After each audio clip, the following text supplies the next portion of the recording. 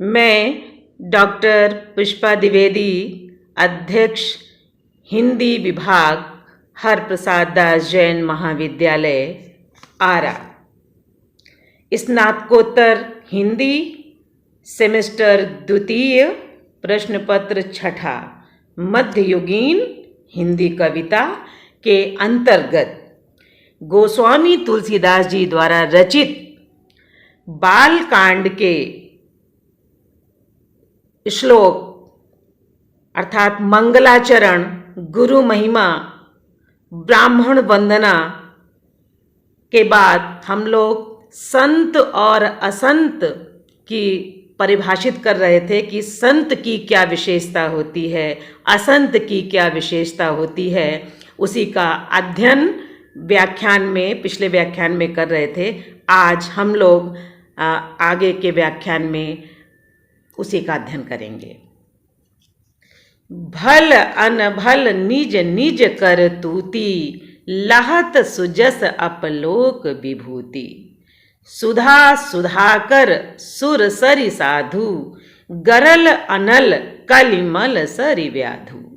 गुण अवगुण जानत सब कोई, जो जेहि भाव नीक तेहि सोई। भल अनभल, भले और बुरे अपनी अपनी करनी के अनुसार निज निज करतूती। भले और बुरे अपनी अपनी करनी के अनुसार कल्लाहत सुजस अपलोक विभूति। सुंदर सुजस, सुंदर यश, अपलोक और अपयश की संपत्ति पाते हैं। अर्थात जो जैसा करता है उसको वैसा ही मिलता है। कि कैसे? कि सुधा, सुधाकर सुरसरी साधु। सुधा अमृत, सुधाकर चंद्रमा, सुरसरी गंगा, और साधु गरल, साधु एवं विष, अनल अग्नि, कलिमल सरि व्याधु, कलयुग के पापों की नदी अर्थात कर्मनाशा, और क्या? सरि व्याधु, और हिंसा करने वाला व्याध, बहेलिया।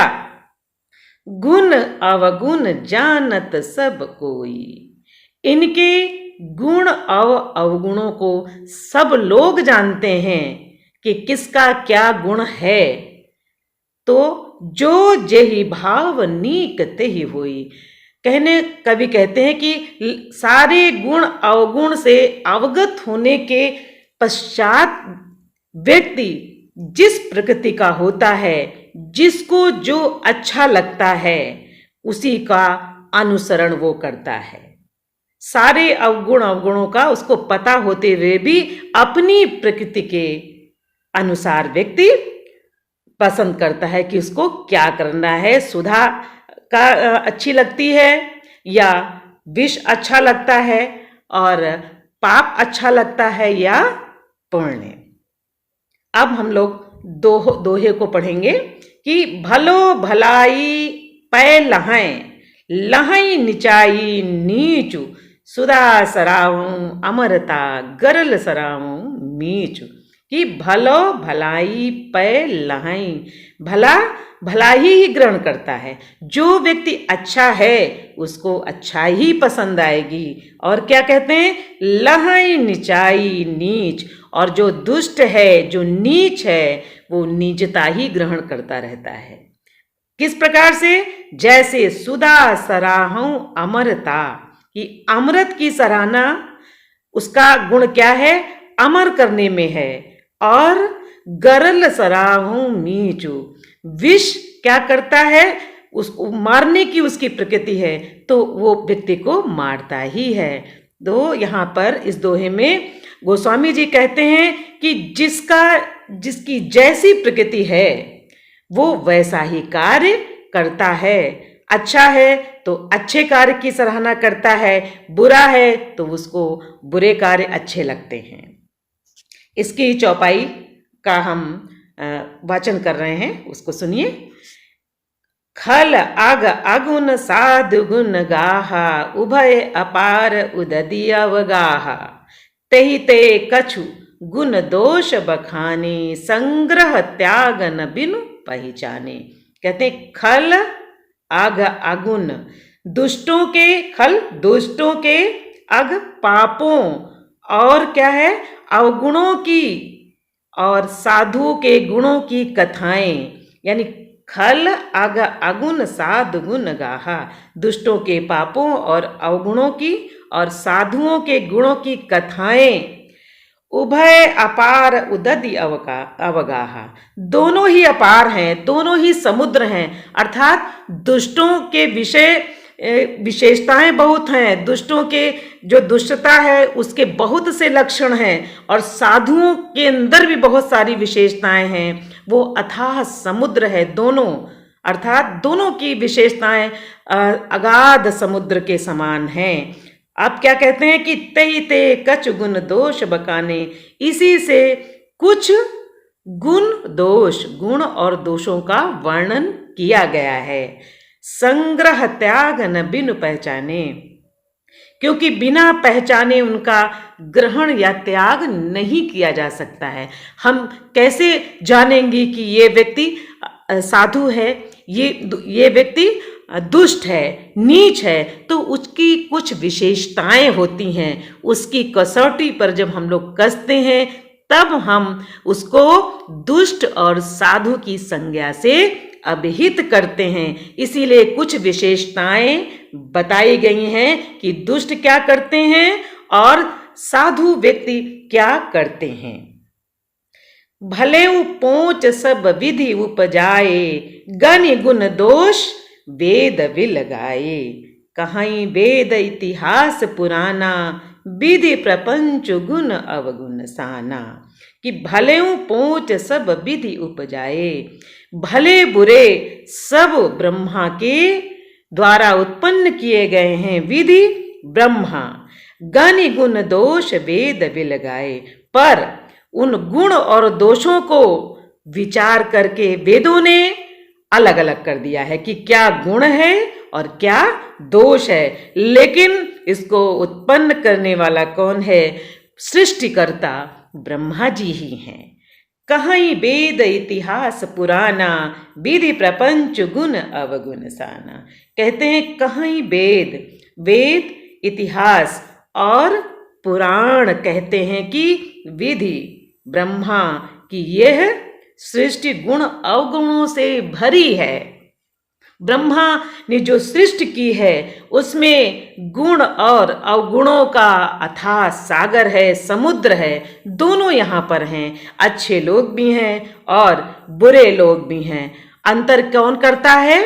वेद और पुराण गुण और दोषों का अंतर करते हैं कि गुण किसको कहते हैं और दोष क्या होता है। इसके बाद हम लोग पहचानते हैं कि कौन अवगुणी है और कौन गुणी है।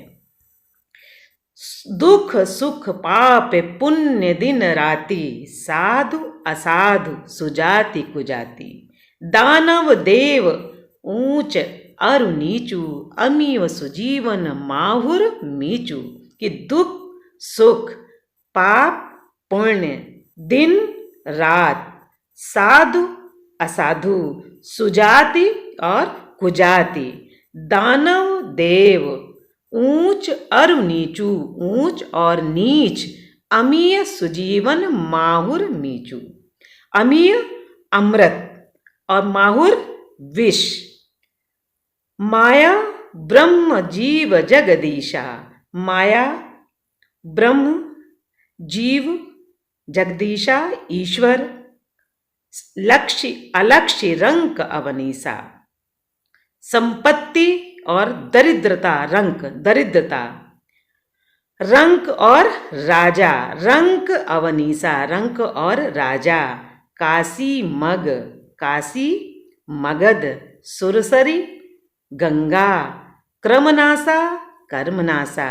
मरुमारो मारवाड़ और मालवा। महिदेव गवासा, महिदेव आपने पहले पढ़ा होगा, पढ़ाया था हमने कि महिदेव इस पृथ्वी के देव ब्राह्मण, गवासा कसाई, सरग नरक, स्वर्ग नरक, अनुराग और विराग, निगमागम गुण दोष विभागा।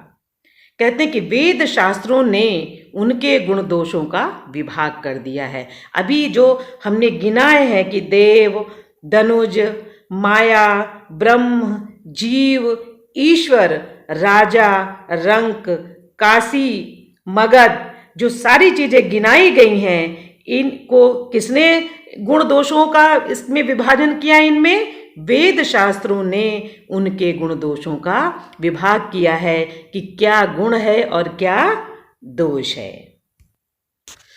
जड़ चेतन गुण दोष में विश्व की न करतार, संत हंस गुण गहाई पै परिहरे बार विकार।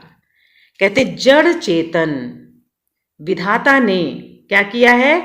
इस जड़ और चेतन विश्व को गुण और दोष में रचा है। करतार ईश्वर, विश्व विश्व कीन किया है, अर्थात जड़ और चेतन गुण दोष में, गुण और दोष पूरे विश्व को क्या किया है? इस विधाता ने, करतार ने गुण और दोषों से युक्त रचा है।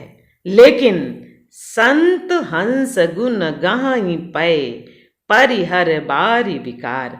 अब अंतर कौन करता है? विधाता ने तो जो सृष्टि की रचना की है उसमें गुण और दोष, साधु और असाधु, दुष्ट और संत सबका की रचना की है। लेकिन जो चतुर हैं, सुजान हैं, विवेकी हैं, संत हैं, वो क्या करते हैं? वो गुणों को अपने बस में कर लेते हैं, अपने पास रखते हैं और दोष को बाहर कर देते हैं। जैसे सारी को गही रहो थोथा दे उड़ाए। सूप का क्या कर्म होता है कि वो अच्छी चीज़ों को अपने पास रख लेता है और जो भूसी होती है उसको उड़ा देता है। वैसा ही हम साम्य भाव है यहाँ कि किंतु क्या होता है? संत हंस। अब यहाँ पर हंस को क्या बताया? संत गुण गहाई। संत रूपी हंस गुणों को अपने बस में कर लेते हैं और क्या करते हैं? पै परिहर बार विकार, और जल को छोड़ देते हैं। यानी संत हंस गुण गहाई पै परिहर बार विकार। किंतु संत रूपी हंस दोष रूपी जल को छोड़कर क्या करता है? गुण रूपी दूध को ही ग्रहण करता है। आपने सुना है हंस को नीर क्षीर विवेकी कहा गया है कि वो गुण और दोष को अलग अलग, दूध का दूध कहते नहीं, कहावत पानी का पानी। तो यहाँ पर हंस किसको बताया गया है? संत को बताया है। और संत क्या करते हैं? जल को छोड़ करके और अपने दूध रूपी गुण को ग्रहण कर लेते हैं। अस, आप चौपाई आगे की है कि अस विवेक जब देहि विधाता, तब तजि दोष गुणहि मनुराता। काल स्वभाव कर्म बरियाई, भले हूँ प्रकृति बस चुकई भलाई। अस विवेक जब देहि विधाता, कि विधाता ईश्वर जब हमको हंस का विवेक देता है, अर्थात निष्पक्ष विवेक देता है, तब क्या होता है? तब तजि दोष गुणहि मनुराता। तब दोषों, ये मन क्या करता है? तब दोषों को छोड़ करके हमारा मन क्या करता है? गुणों में लगता है, गुणों में अनुरक्त होता है। कब लगता है? जब हमको हंस का विवेक ईश्वर देता है, विधाता देता है ज्ञान का, तब हमारे अंदर जो है वो दोषों की तरफ हमारा दिमाग नहीं जाता है। हम लोग गुणों का अवगाहन करते हैं, उसमें हमारी अनुरक्ति होती है, उसके प्रति हमारा अनुराग होता है। फिर क्या कहते हैं कि काल स्वभाव कर्म बरियाई। कहते हैं कि काल का स्वभाव और कर्म की जो अधिकता है, प्रबलता है, उसमें कभी कभी भले लोग भी लिप्त हो जाते हैं। क्यों? क्योंकि वो माया के वशीभूत हो करके लिप्त तो हो जाते हैं और चूक भी करते हैं। ऐसा नहीं है कि हर व्यक्ति विवेकशील ही है। अच्छे लोगों के द्वारा भी कभी कभी ऐसे कार्य हो जाते हैं, भूल हो जाती हैं जो उचित नहीं है, लेकिन वो क्या करते हैं आगे की इसमें बताया है चौपाई में कि सो सुधारि हरि जन जी मिले ही दलि दुख दोष विमल जसु देहि, कि वो क्या करते हैं कि जो ईश्वर के प्रति जिनका अनुराग है, हरि जन जो भगवान के भक्त हैं, वो अपनी चूक को सुधार लेते हैं।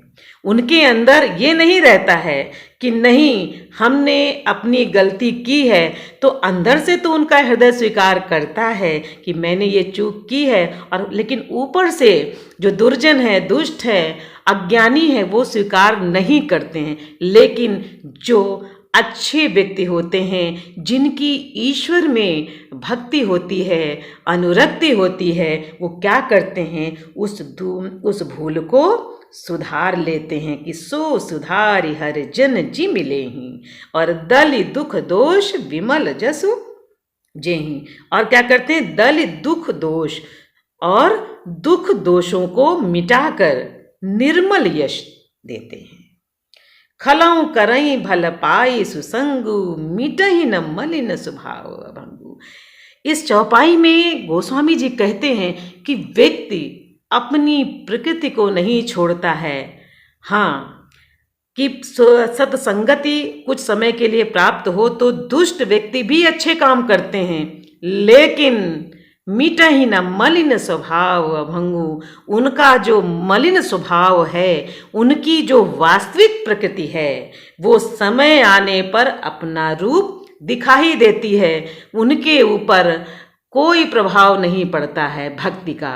वो सत्संगति कुछ समय के लिए उनको परिवर्तित करती है, अच्छे कार्य करते हैं, लेकिन नहीं मिटहि न मलिन स्वभाव अभंगु, कि परंतु उनका कभी भंग न होने वाला, कभी खत्म न होने वाला मन मलिन स्वभाव नहीं मिटता है। लखि सुवेश जग बंचक जेऊ वेश प्रताप पूजी अहिते उघरई अंत न होई निबाहु काल नेमि जिमि रावण राहु।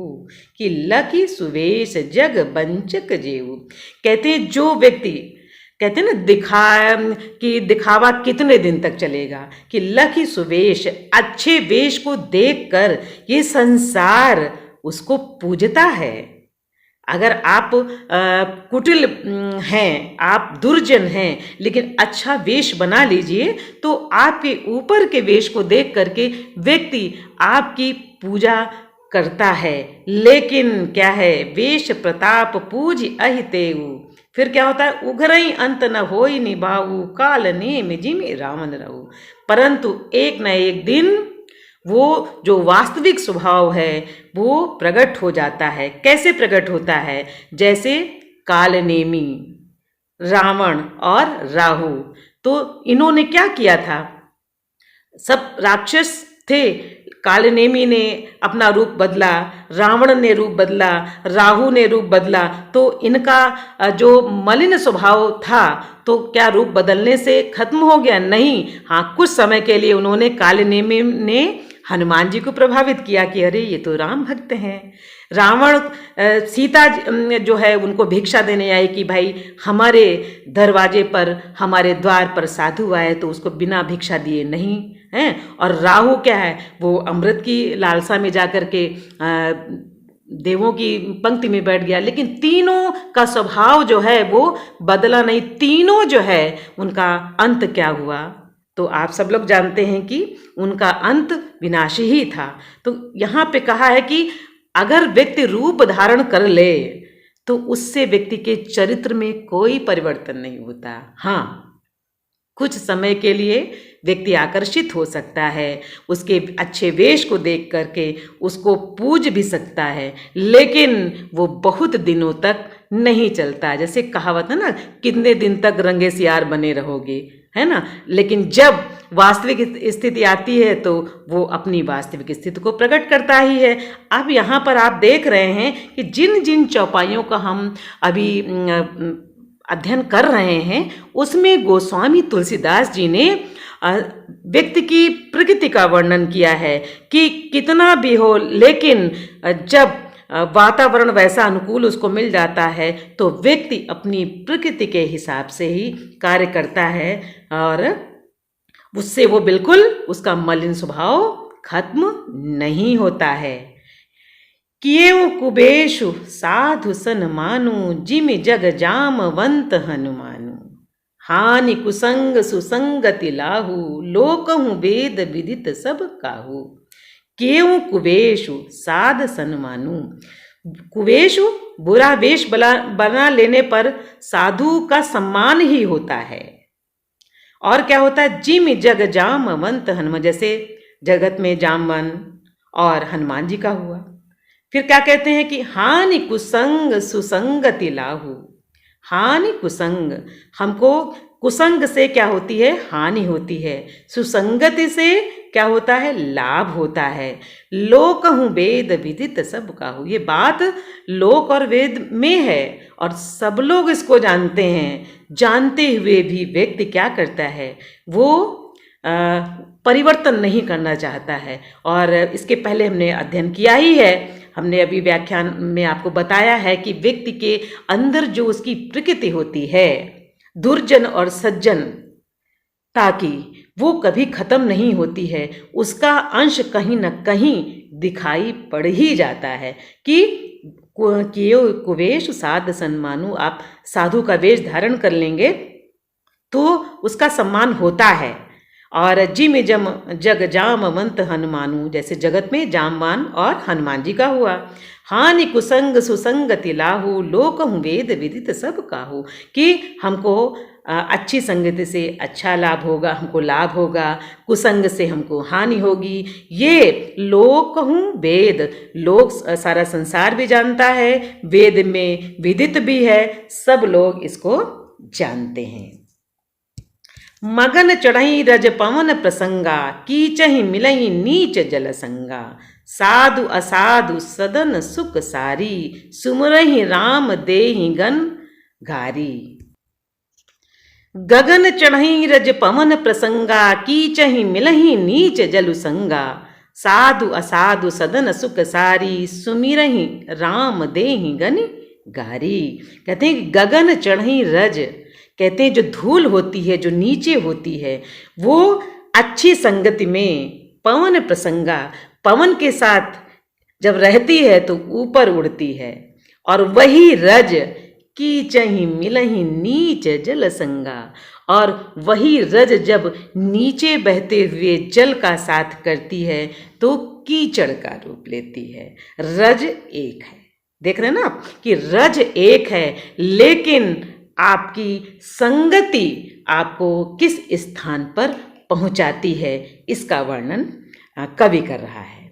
और साधु असाधु सदन सुख सारी, सुमिरहि राम देहि गनिगारी। साधु असाधु सदन सुख सारी, कहते साधु के घर जो तोता पाला जाता है वो क्या कहता है, राम राम कहता है, क्योंकि वहाँ का वातावरण ही राममय होता है।